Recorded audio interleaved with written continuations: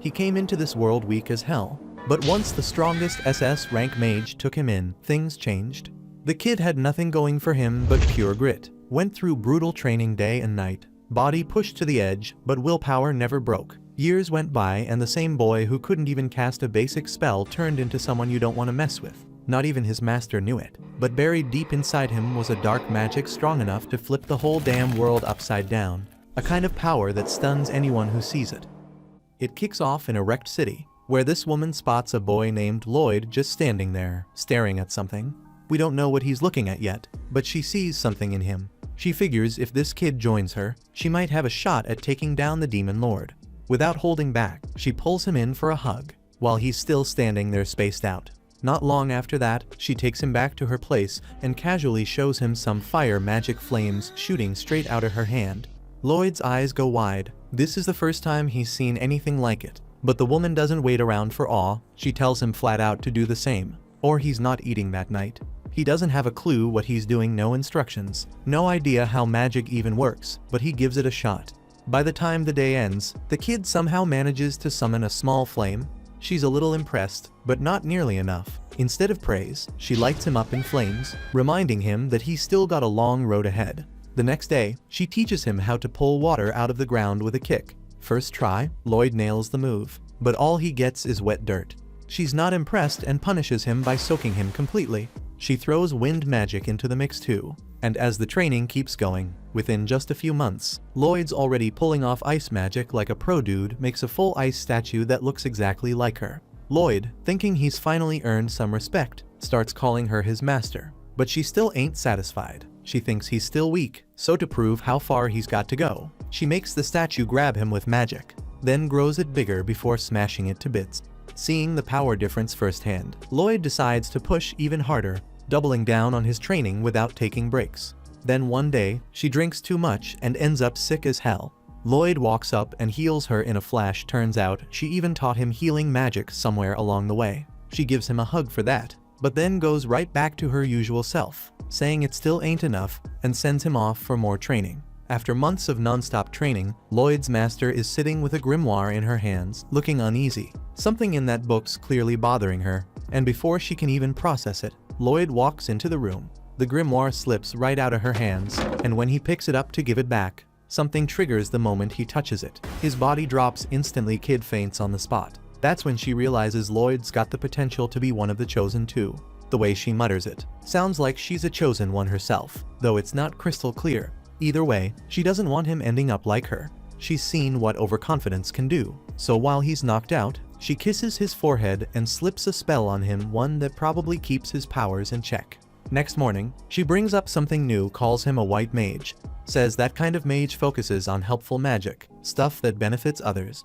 To get him started, she tells him to use his healing magic on an apple tree to grow a bigger apple. He does it, and it works. But then she casually shows off and makes the whole tree pop with apples like it's nothing. Later that night during their lesson, Lloyd gets curious about something called ancient magic. Soon as he brings it up, his master shuts it down, tells him that kind of magic disappeared ages ago and he doesn't need to bother with it.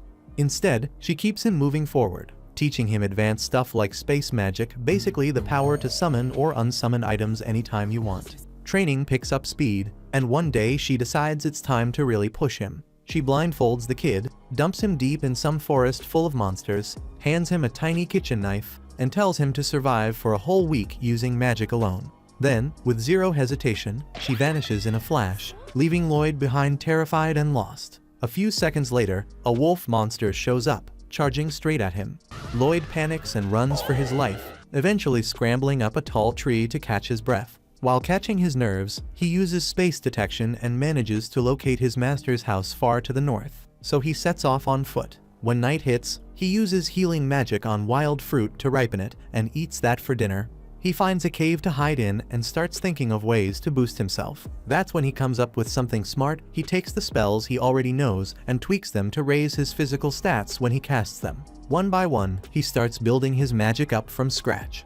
The next morning, while walking through the woods, Lloyd accidentally wanders right into a queen spider's nest. Soon as that massive thing lunges at him, he turns and bolts the other way. With one of his modified spells, he kicks his speed up like crazy, 10 times faster at least. In a single blur of a sprint, He makes it all the way back to his master's doorstep, then drops right there, out cold. She opens the door and sees him lying flat, and with a small grin, just says welcome home. Time goes by, and Lloyd starts growing taller. His master gives him a little more freedom to roam around the house, and one day while cleaning up her study, he finds a book about cities. The idea catches his attention since he's never been anywhere with that many people before. Meanwhile, his master's been getting creative, testing all sorts of weird stuff, and using him as her personal test dummy. Kid barely gets any real sleep for days. One morning, she wakes up like usual and heads up to the rooftop, planning to beat some magic into him again. But when she steps inside, Lloyd's not there. She glances around and notices the last thing he was doing reading that same book about cities. Her expression shifts for a second. Turns out, Lloyd's already made his way into town. He walks through the streets wide-eyed, amazed by how packed and noisy everything is. This is his first time seeing a place like this, so it's all new. He grabs a loaf of bread from a stall, but once he pays, he realizes he's completely broke, not even a single coin left. That's when a recruitment flyer for adventurers floats through the air and smacks him in the face. And he figures that might just be his shot. He heads off to sign up right away, not noticing the strange man watching him from the shadows with clear interest in his every move. Lloyd joins a new adventurers party, and not long after, they're heading up to the castle rooftop to take down a giant cyclops. Alan, the party leader, gets slammed and yells for Sheena, the healer, to patch him up. But just before she casts her spell, Lloyd drops one of his upgraded buff spells without saying a word. Suddenly, everyone starts feeling unstoppable. The archer nails the cyclops right in the eye, and the knight takes a punch straight on but holds her ground, surprised by how easy it was to block. Alan doesn't think twice, charges up, and takes the beast out in one clean hit. He's fully convinced he pulled it off with raw talent, but the knight glances at Lloyd and starts putting two and two together, like she knows something just doesn't add up.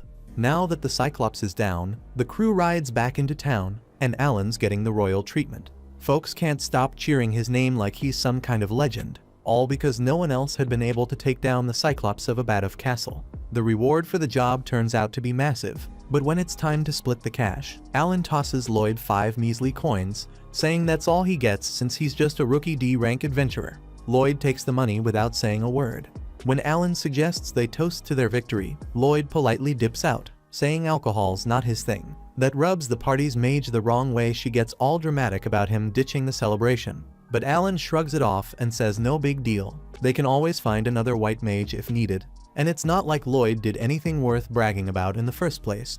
Lloyd hears it all, but doesn't react. He closes the door behind him and walks away, calm as ever. Meanwhile, back at Merlin's house, the same guy who'd been tailing Lloyd earlier shows up. She calls him Willie and asks if there's any news. He tells her Lloyd made it to town and even joined the hero party. Merlin looks relieved, almost proud. She figured it was about time the kid stepped into the world on his own. As long as he doesn't end up cocky like she was back in the day, he'll be alright. Willie looks at her and asks if she still regrets what went down that day. Her face tightens, a flicker of guilt slipping through, and she remembers it clear as day. Back then, the Demon Lord was ready to blow himself up just to get his hands on that damn magic book. Merlin never saw it coming, and the explosion wiped out an entire village. Nobody stood a chance, including her. But somehow, Sybil, one of her teammates, pulled off a miracle with ancient magic and brought everyone back. Everyone but himself. He gave his life to fix what she couldn't, and that guilt's been hanging over her head ever since. Back on Lloyd's side, he's still with the hero party. Every time they're close to getting wrecked in a fight, he drops a clean buff on them, keeping the team running smooth like clockwork. Thanks to him, they're practically unbeatable, but nobody knows he's the reason they're cruising through every battle. Later that night, Rena's up reading about defense stats when Alan walks into her room. She tells him she's been wondering about something lately. The monster hits don't feel as hard on her shield, and she's not sure why. Alan says he's been feeling stronger too, figures it's just raw talent kicking in, but Rena shoots him a look and reminds him he hasn't trained in days, so whatever's going on, it's definitely not him leveling up on his own. At the same time, deep in the woods that night, a couple guards are finishing up their patrol when one of them suddenly screams in pain. His partner looks over and sees this massive golem towering above them, and in that split second, it hits him he's about to get killed doing a job that barely pays enough for lunch. By the next morning, the guard captain is already talking to Alan, asking for his help.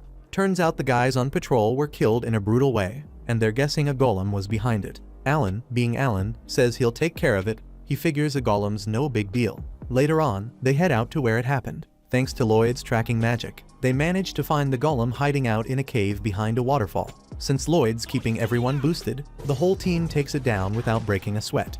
But right after that, a demon shows up nearby and summons another one using rocks from the ceiling. Lloyd looks closer and notices the demon's using a staff with a magic stone embedded in it. That's a big red flag. Magic stones are bad news. He knows they gotta shut this down fast, so he buffs Lulu's accuracy and tells her to shoot the demon. She hesitates since the demon's behind a wall, but she fires anyway, and somehow the arrow lands. Then Lloyd tells Maya to teleport the staff to him, and once it's in his hands, he seals its magic right away. Alan's already fuming. He doesn't like being bossed around, especially not by the guy he thinks should be following orders. Trying to show who's in charge, he rushes forward, aiming to land the final hit on the golem. Lloyd sees it coming and knows Alan's about to get his head crushed, so he kicks in a speed spell and dives in, shoving Alan out of harm's way. But instead of a thanks, Alan snaps at him for getting in the way. He finishes off the golem himself, acting like he did it all solo. Back in town, he straight up kicks Lloyd out of the party, saying he's had enough of his attitude and claiming he's been useless the whole time. And after all those years hearing Merlin say he wasn't good enough, Lloyd starts to believe it. He doesn't argue, he just walks away quietly. The next few days are rough. Lloyd tries to find a new party, but no one's looking for a white mage, and most teams are already full. Things start to look hopeless until a girl named Yui rushes into the guild, needing a white mage fast. The receptionist points at Lloyd, and Yui turns to him, asks if he's not with anyone. When he says yes, she grabs his arm without wasting a second and takes off running with him like her life depends on it. A short time back, Lloyd was still dragging his feet around the city, head down and soul crushed after getting kicked out of the party by Alan. He kept hearing Alan's words echo in his head, saying he was nothing but dead weight. All he ever did was hide behind the others and toss out a few heals, and even Sheena could do a better job than that. Lloyd had asked if Alan seriously thought he was that useless, but Alan didn't even answer, just told him to believe whatever and get lost. As he walked off, the girls in the group didn't bother hiding how happy they were to see him gone. They were all smiles welcoming Rena. Throwing shade like Lloyd was some kind of joke they finally got rid of. Eventually, Lloyd made his way to the center of town and found himself staring up at a fountain. The statue on top looked exactly like his master, and that hit him right in the gut. He missed her, missed being trained, missed mattering to someone. Meanwhile, a different squad of adventurers was heading out to take down a bandit stronghold. This was no casual mission either, it was ranked A, so they had to keep it tight. Clum, the ginger in the group, looked off her game, distracted by something and clearly not feeling it. Still, once the battle kicked off, they went in hard before the bandits could even react. Silica, the mage, stepped up first, chanting loud as hell to prep her spell. One of the smarter bandits noticed and told his crew to wait it out till she was drained, then rush them. That was the plan, but they didn't count on Cross having her back. From way off, he fired a shot so clean it ran through a bunch of them at once. Their party was no joke. Yui, the sword fighter leading the team, held her own with no problem, even when she slipped. Dagaz, the big guy with a shield, was there to cover her.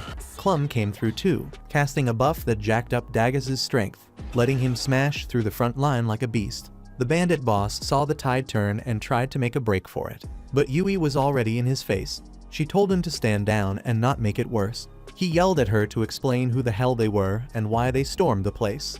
But then he spotted the golden pendant on her chest. His face changed quick, he knew what that meant. She wasn't just tough, she was S rank.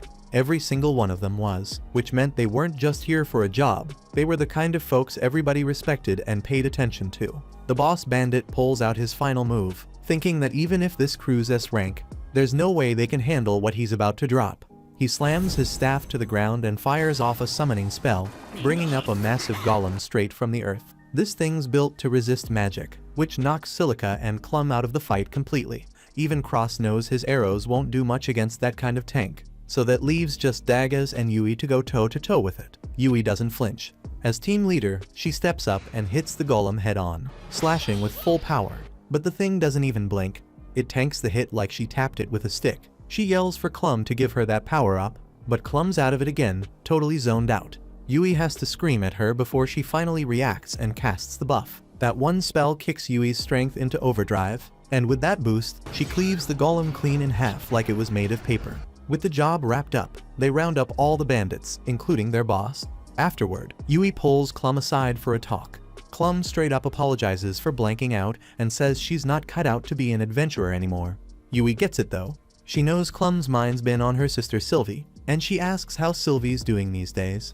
But before Clum can even answer, the scene cuts to Lloyd again. It's been 3 days, and the poor guy still hasn't found a new party. He's posted up near the guild counter when someone starts yelling about needing a white mage. Turns out, it's Yui. Lloyd doesn't waste a second.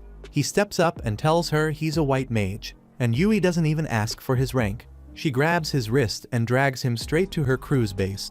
Once there, she introduces him like he's already part of the team, even though he hasn't said yes. Her squad catches on quick they've seen her do this before. Cross breaks it down for him, saying they've got a high priority mission and no time to replace Clum properly. They need someone fast. Nobody thinks Lloyd's the right pick, and truth be told, neither does Lloyd, especially after realizing this group's full of S-rank adventurers. Even though Lloyd's already given up on himself, Yui hasn't, and she straight up demands he show them what he can do. He's convinced he's gonna disappoint them, but decides to try anyway. First thing he does is pull a staff out using storage magic, and that alone makes everyone raise an eyebrow. Then, without chanting a word, he hits the whole squad with a physical boost. They don't feel much at first, but Yui swings her sword just to test it and slices through a tree like it's made of foam, leaving everybody wide-eyed. Lloyd casually explains that he didn't just cast one buff, he stacked 5 enhancement spells on top of each other, which is why Yui's power skyrocketed. That's enough to shut down any doubts they had. Clum's magic doesn't even come close to that level, but Lloyd still seems clueless about how insane his magic really is. He admits he used that many layers because he figured if he only did one, it wouldn't be enough for a top-tier team like theirs. He thought it'd come off as weak, and he wanted to make a good impression. Judging by their stunned faces, though, he assumes it flopped and what he did was average at best. Getting talked down to for too long can wreck a person, and right now Lloyd's confidence is in the gutter. He figures they weren't impressed and says he doesn't want to slow them down, so he turns around and starts walking off. For a second, nobody says a word, still trying to process what just happened. But Yui snaps out of it and yells his name loud enough to shake the place. He stops and walks back, just to see what she wants. That's when he opens up. He tells them where he came from and how the hero's team kicked him out for being useless. Yui's shocked he was ever part of that crew, but Lloyd downplays it. He says they don't need to be impressed and suggests they stick with their old white mage, instead it'd probably be better for all of them. They start telling him about Clum, how solid she is and how she used to run with them. But her sister Sylvie's been sick. Even while adventuring, Clum still looked after her, but lately she's been drained, and it's messing with her focus. Last time they fought, she zoned out and nearly got them all killed. Nobody blamed her, and they were fine keeping her around, but she got so anxious about being a burden that she walked away. Normally they can handle quests without a white mage, but when it comes to ranked jobs, it's a different game. Clum wasn't just useful, she was family. Yui says she's been worried sick, and the rest of the team agrees. Lloyd sees how much they care and starts thinking maybe they saw her more as a sister than just a teammate. When they say yeah, he realizes how lucky she is to have folks like that, especially after what he's been through. He asks what kind of sickness Sylvie has and learns she's turning into a damn magic stone. That hits a nerve. He remembers reading something with his master about magic stones and asking if it was reversible. She said it was. That gives him a little hope, so he asks Yui to take him to Clum's place. They get to her house, she opens the door, and they sit down to talk. He asks her more about Sylvie's condition. Clum explains that both she and her sister used to take missions together, but on one of them, Sylvie got hurt. She wasn't there when it happened, just found her injured. Lloyd asks exactly how it started, and instead of explaining, Clum decides to show him. She takes them to Sylvie's room. As soon as the door opens, Lloyd feels the heavy magic pressure flooding out. Clum walks in and lifts the blanket. Sylvie's legs and hands are already stone. She says it's creeping through her body, little by little. Lloyd quietly tells her he thinks he can heal her. Clum doesn't buy it. She already tried every top-tier mage she could find, and none of them had answers. So she figures some random white mage won't either. But then Lloyd asks if the injury happened inside a cave, and Clum freezes before nodding. He checks the area where the transformation started and confirms what he suspected: the magic that hit her is still active, and it's slowly taking over her body. Clum's still unsure, but Lloyd says his master once told him this method could work. Yui backs him up, asking Clum to trust him, so she gives him the green light. He grabs his staff and starts casting a powerful spell that drains his energy fast. He explains that this magic is meant to calm down the storm of power building up inside Sylvie's body. That overflow is what's turning her to stone, so if he can suppress it, she might recover. Right after that, he hits her with a healing spell. Clum stares, wide-eyed, telling him this ain't some basic healing magic. He admits it's different, eats up way more mana than usual, but still insists it's just a normal healing spell. Yui turns to Clum and asks what she really thinks, and Clum can't lie, it's nothing close to ordinary. The wild part is that Lloyd's casting 2 spells at once and still holding it together like it's no big deal. Yui points out something even crazier, Sylvie's body is starting to return to normal. Clum rushes to grab her sister's hand as Sylvie slowly turns back to flesh. Everyone's stunned, then joy kicks in. Clum's overwhelmed with gratitude, but tells them she can't rejoin the party. Once Sylvie's better, they're going to hit the road together. She offers to treat them later to say thanks. She looks at Lloyd and says she knows they're in good hands with him, but he just shrugs and says he's not officially one of them yet, and that throws her off. He still doesn't see his worth. Later that night, they all head out for dinner. Yui brags about the insane magic Lloyd pulled and how Sylvie came back from the edge. Even with all the praise, Lloyd still feels like he's not enough, and that makes Yui cut in and tell him to quit being humble. He did something incredible, but he keeps brushing it off like it's nothing. He even apologizes for not convincing Clum to return. But that's not on their minds right now. They're here to celebrate, not stress. Talk shifts to what the future might look like, and Lloyd starts comparing how he used to feel with the heroes team to how he feels now.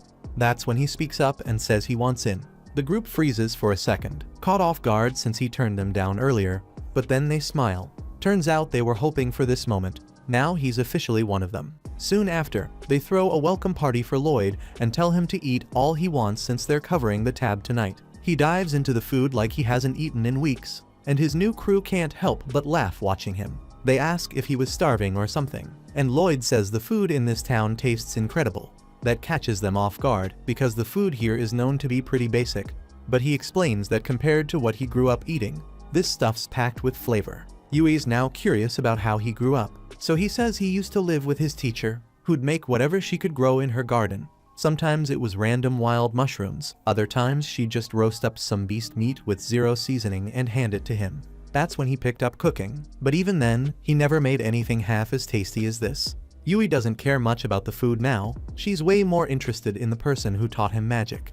She wants to know more about that teacher, and the rest of the team starts jumping in too. Silica asks if she's a white mage, but Lloyd says not really, she's more into combat magic, and he'd see wild explosions every time she trained alone. Silica's shocked that someone who's not even a white mage could teach him so well, and he says Merlin's on a whole other level. Silica jokes that she wants to meet her and learn something, but Lloyd cuts in fast, telling her she'd regret that wish for the rest of her life if she knew the full story. After the chat about Merlin, they decide it's time for a strategy meeting. Yui tells Daggers to brief Lloyd because she's trash at giving serious explanations. Daggers says their mission's to wipe out monsters that have been messing up the nearby farms. Silica adds that multiple monster types have teamed up into one pack. That's new to Lloyd, and Daggers admits it's new for them too, but it's not something they can take lightly. Out of nowhere, Cross comments that since they're going up against a big crowd, he and Yui are gonna struggle since close-range fighters suck at crowd control. Yui agrees and says Silica's gotta carry this one because she's got wide area spells.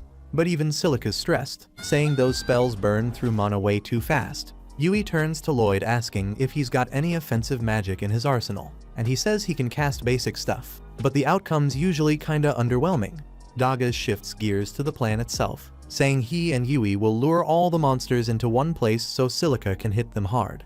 Meanwhile, Cross will guard both Silica and Lloyd, who'll focus on healing and support. Right after that, they all head back to the inn to rest, but Lloyd strays off in a different direction. Daggers stops him, wondering where the hell he's going, and Lloyd awkwardly admits he's dead broke and can't afford a room. Without missing a beat, Daggers tosses him a pouch stuffed with more gold than Lloyd's ever seen in his life. The poor guy panics, saying he can't take it, but Daggers tells him to chill because it's not a gift, he's just gonna deduct it from his paycheck.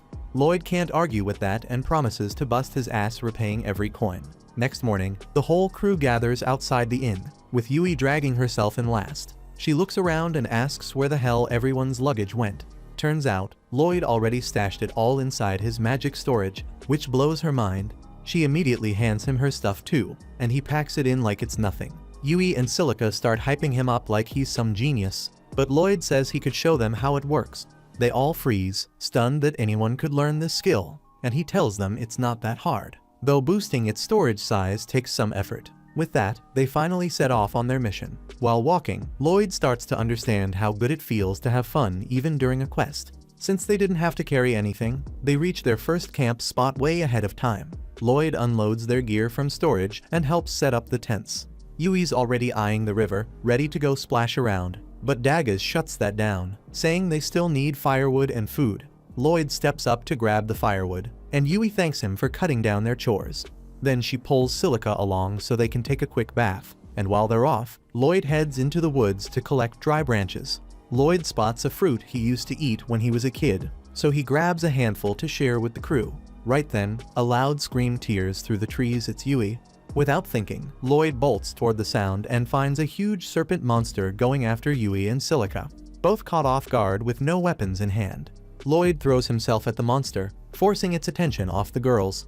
That gives them just enough time to run to the shore, grab some towels to cover up, and toss a couple of weapons their way. Once they're armed, Lloyd hits them both with enchantment spells on the spot. Yui charges in and slices the damn thing clean in half with one strike. But even after that, the monster's head still wriggles, trying to land a hit. Silica yells for cover and blasts it with a fireball, frying it on the spot. She stares at the aftermath in shock, wondering how the hell she pulled that off, not realizing Lloyd was the one who boosted her. Yui turns to thank him for saving their asses and asks if he can put her sword back in storage. But then, her towel slips and Lloyd ends up catching a full view of what she's been hiding. They both panic, she screams, and next thing he knows, she smacks the hell out of him. Once they're back at the campsite, things cool down, and Lloyd decides to teach them how to use storage magic. He explains they need to create a pocket space with their palms, but nobody's getting it. Silica tells them to just give it a shot anyway, and now they all look like idiots trying to crush an invisible balloon. Lloyd starts feeling like he's just a terrible teacher. Then Silica randomly mutters storage, and a magic space opens up in her hand. That's when they finally get it. None of them can use magic without chanting like Lloyd does, but if they use incantations, they might figure it out. After a bit more practice, Silica manages to stash her staff inside the space. The others still can't pull it off, but at least now they've got a clue. Later that night, when everyone's asleep, Lloyd and Yui are stuck on watch duty. She quietly sits next to him and thanks him for being part of the party. He tells her he should be the one grateful since he was totally jobless. Then he brings up how seriously she took this quest, all for the sake of their clients, and asks what's really driving her to go this far. Yui opens up about her past, saying that when she was a kid, her village got wiped out by monsters, and she was the only one who made it out alive. That's why, when she heard about this quest, she couldn't turn it down, didn't want anyone else going through what she did. But before she can say more, Lloyd cuts in, telling her to stay quiet. Something's nearby. Yui goes on high alert and summons her sword, while Lloyd tells her to wake the others. Soon the whole group's up, weapons ready. But once they see how many spider monsters are crawling in, they realize fighting isn't the move. They start backing away, trying to retreat slowly. But then, Yui accidentally steps on a twig, and that tiny crack sets the whole damn horde off. Everyone breaks into a run, but those spiders are fast, and before long, they're surrounded. Webs start flying out of their nasty bug asses, and the team manages to block the first barrage. But one spider manages to snatch Silica's staff. Then they start building a silk cage around the group, and panic sets in fast. Lloyd steps up, saying they need to stop the spiders in their tracks before they get overrun. He buffs everyone up and tells Yui to go in first. She launches herself up, slicing clean through the web, and cross-grabs Silica's staff, tossing it back to her. Yui charges at one of the spiders, blocks its sticky shot, and slashes off its legs in one clean motion. Then she literally rides the stream of silk flying out of it and surfs toward another, chopping that one down too. Lloyd tells Silica and Cross to jump in. Silica launches fireballs while Cross fires arrows straight through them, setting the bastards ablaze. Once the fight's over, Lloyd realizes he was shouting orders the whole time, even though he's the newest one in the crew. He apologizes, thinking he stepped out of line, but Dagas just grins and tells him that kind of instinct makes him a damn good leader. The rest of the team agrees and says they want him calling the shots from now on when things get messy. By morning, everyone's gotten the hang of storage magic enough to carry their own gear, and as they head out again, Lloyd keeps wondering why the hell spider monsters were crawling around in that area in the first place. Couple days later, Lloyd's pulling night watch again, sitting there in the dark thinking about those spider monsters. He starts wondering if maybe they should have taken a closer look at them when suddenly Yui and Silica call out to him, asking if he's seriously planning to pull another solo shift tonight. Lloyd agrees, and the girls start getting concerned since he's been doing this non-stop. They tell him he should be rotating shifts like everyone else, but Lloyd says he's fine and wants the rest of the group to save their energy in case a fight breaks out. Yui's about to give him a proper scolding, but Silica gently stops her, saying if that's his decision, they should respect it, though she makes him promise to speak up if things ever get too hard. At the same time, Cross and Daggers are watching the whole thing unfold from their tent, quietly worrying about how damn stubborn Lloyd's being. Next day, they hit the road again. During a break, Lloyd starts scanning the area using search magic to check for monsters. He's relieved when he senses nothing, but then Yui runs up asking what he's doing. He tells her about the spell. It helps him detect nearby threats, and she's surprised, saying she never heard of that kind of magic. Lloyd explains the range isn't huge, but it's better than nothing. Yui looks a bit upset, realizing he's handling everything alone again, but Lloyd insists he's fine and doesn't need backup. Later that night, he's back on watch like always. Yui mutters that it kinda feels like Lloyd doesn't trust them, even though they're supposed to be friends now. Silica tells her that people have their own pace when it comes to trusting others, and maybe Lloyd's past messed him up a bit. She figures there's a reason he can't see how damn capable he is, and that's why he's trying so hard to make up for it. Yui gets curious about what Lloyd's been through, but Silica says he'll open up once he's ready. On the flip side, Daggers shows up and tells Lloyd to come help with something, while Cross offers to take his place on guard for the night. Lloyd follows Daggers, who sets up this clever trip-wire alarm system to alert them if anything gets close. Lloyd's impressed, and Daggers just tells him straight up the alarms got their backs now, so he better get some rest tonight.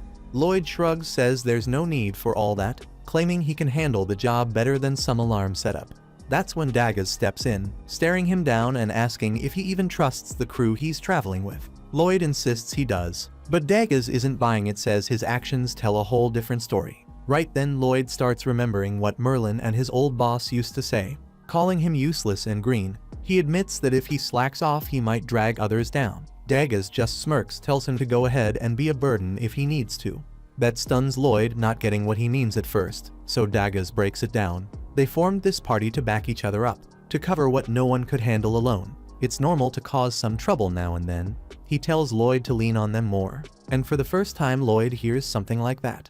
That little talk gets through to him, and later in the tent, Lloyd actually smiles, realizing he's got folks he can count on now. Next morning, he puts it into practice, nervously asks Yui to help fetch some water, and she lights up, glad to do it. Meanwhile, a noble named Michelle gets word from some shady black mage who says the magic stones have been planted exactly where he asked. Michelle looks real satisfied, says the plan's gonna go smooth now. The mage adds that the earlier distractions scattered all the top adventure teams, so they won't be sticking their noses in. Only the heroes party is still around, and they might mess things up. Michelle says there's no stopping that since the hero only moves when the king orders it. Still, he doubts the guy can stop what's coming next. Back in the woods, Lloyd and the team notice how weird it is that no monsters are anywhere nearby. Lloyd boosts his search spell, stretches the range, and picks up a cluster of beasts about 10 kilometers out. Cross mentions that's pretty close to those farmlands they're heading toward.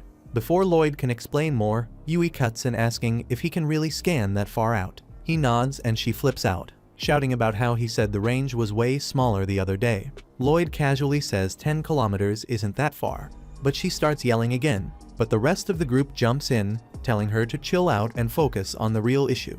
They rush over to the monster's location, only to find the wolves already tearing through the farmland they were supposed to protect. The whole crew freezes at the sight of this massive swarm, but Lloyd looks even more unsettled. That was the only spot where he sensed monsters earlier, and now he's starting to wonder where the rest of them disappeared to. The others feel it too, because the monsters don't usually abandon their territory like this. As they try to figure out what the hell's going on, Cross narrows his eyes and spots something weird buried in the middle of the wolf pack. No one else can make it out, so Lloyd casts a quick spell to give himself some telescopic sight. Now he sees it too, a strange black rock sitting dead center in the chaos. He gives the same vision boost to the others, and once they lock on, they finally see it. Daggers says it looks like some kind of magic stone, and Silica points out the creepy dark aura coming off it. Lloyd nods, says that's probably mana leaking out, but then it hits him, because that energy feels a little too familiar, like the magic used by beast folk. Then he remembers something Merlin told him a while back, about how the beast tribes have a spell that lets them control monsters. So this damn rock might be doing the same thing. Without wasting time, Lloyd activates his search spell again, and his heart drops when he spots another huge wave of monsters heading straight for them. Now it all makes sense. That stone's the reason behind this madness. He still doesn't get who's behind it, but right now they've got bigger problems. Some of the group suggest falling back, but Yui's not having it, says they leave now. Those monsters will torch everything. Dagas agrees that running won't be easy even if they tried, but Silica though doubts they've got the power to pull off a win here. That's when Lloyd steps up and says they're gonna fight, and if they do it his way they've got a real shot. First thing's taking out that stone, so he asks Cross if he can hit it from here. Cross hesitates, says he might not break it from this distance. Lloyd tells him that's fine, just hit the damn thing. As Cross lines up his shot, Lloyd hits him with 3 different enchantments, and when the arrow flies, it strikes the stone dead on and shatters it to pieces. Cross stares in disbelief, asks how the hell that even worked. Lloyd shrugs and says he enchanted him, his bow and the arrow, says it like it's no big deal, just something any white mage would do. But everyone else is floored since normal healers can't pull off that kind of enchantment combo all at once.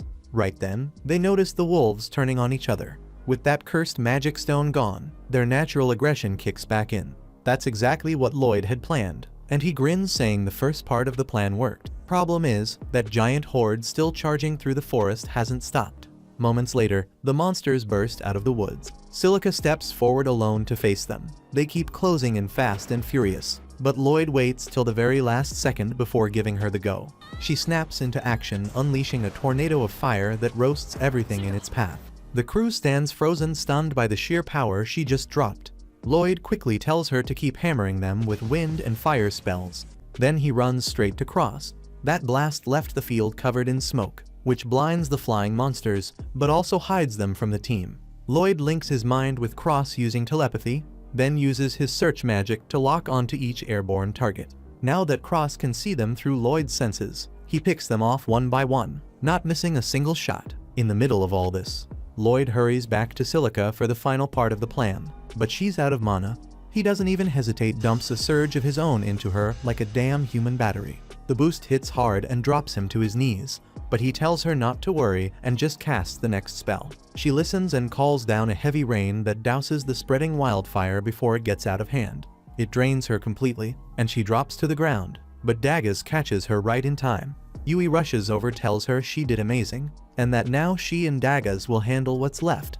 While they head out to clear the stragglers, Lloyd and Silica stay behind. Finally catching a breath, Lloyd suddenly collapses, muttering that he still needs to get stronger if something this small wears him out. Not long after, Yui and the others return, having wiped out the rest of the monsters. But before they can relax, Lloyd tells them they've got no time to waste, his gut screaming that this was all a diversion, and the real threats headed straight for the city of Ishtar. Thanks for watching. Please hit like and subscribe, it makes all the difference.